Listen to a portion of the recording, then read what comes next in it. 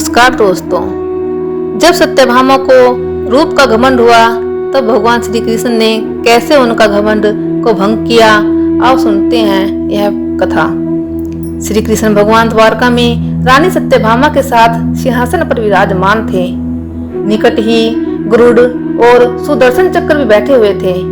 तीनों के चेहरे पर दिव्य तेज झलक रहा था।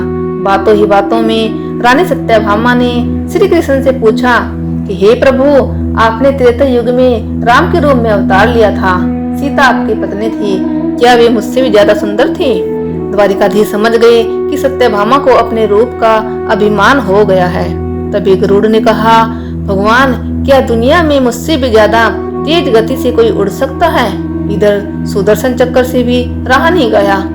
वे भी कह उठे, हे भगवान, मैंने बड़े बड़े युद्धों में आपको विजय श्री दिलवाई है, क्या संसार में मुझसे भी शक्तिशाली कोई है?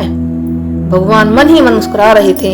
वे जान रहे थे कि उनके इन तीनों भक्तों को अहंकार हो गया है और इनका अहंकार नष्ट करने का समय आ गया। ऐसा सोचकर उन्होंने गरुड़ से कहा कि हे गरुड़, तुम हनुमान के पास जाओ और कहना कि भगवान राम माता सीता के साथ उनकी प्रतीक्षा कर रहे हैं। गरुड़ भगवान की आज्ञा लेकर हनुमान को लाने चले गए। इधर श्री कृष्ण ने सत्यभामा से कहा कि देवी, आप सीता के रूप में तैयार हो जाएं, और स्वयं द्वारिकाधीश ने राम का रूप धारण कर लिया।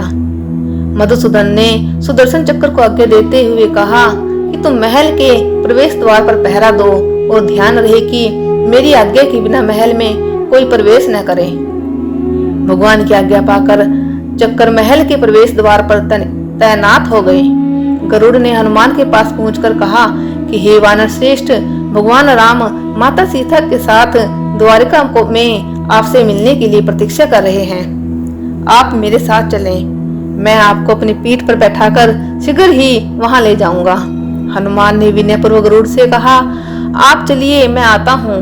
गरुड़ ने सोचा, पता नहीं यह बूढ़ा वानर कब पहुंचेगा, खैर मैं भगवान के पास चलता हूँ। यह सोचकर गरुड़ शीघ्रता से द्वारका की ओर उड़े।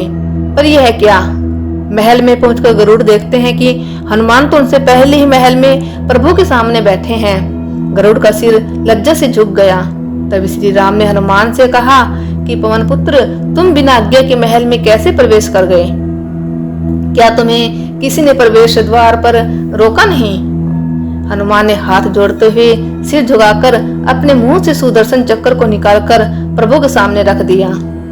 हनुमान ने कहा कि प्रभु, आपसे मिलने से मुझे इस चक्कर ने रोका था, इसलिए इसे मुंह में रख मैं आपसे मिलने आ गया, मुझे क्षमा करें। भगवान मन ही मन मुस्कुराने लगे। हनुमान ने हाथ जोड़ते हुए श्री राम से प्रश्न किया, हे प्रभु, आज आपने सीता माता के स्थान पर किस दासी को इतना सम्मान दे दिया कि वह आपके साथ सिंहासन पर विराजमान है? अब रानी सत्यभामा का अहंकार भंग होने की बारी थी। उन्हें सुंदरता का अहंकार था जो पल भर में चूर हो गया था। रानी सत्यभामा, सुदर्शन चक्र व गरुड़ जी तीनों का गर्व चूर चूर हो गया। वे भगवान की लीला समझ रहे थे। तीनों की आंखों में आंसू बहने लगे और वे भगवान के चरणों में झुक गए। अद्भुत लीला है प्रभु की, अपने भक्तों के अहंकार को अपने भक्तों द्वारा ही दूर किया उन्होंने। इसलिए जीवन में कभी भी अहंकार नहीं करना चाहिए। जरूरी नहीं कि आज जो आपके पास है वह कल भी होगा। अपने अंदर जरा सा भी अगर अहंकार आने लगे तो स्वयं ठाकुर जी से हमसे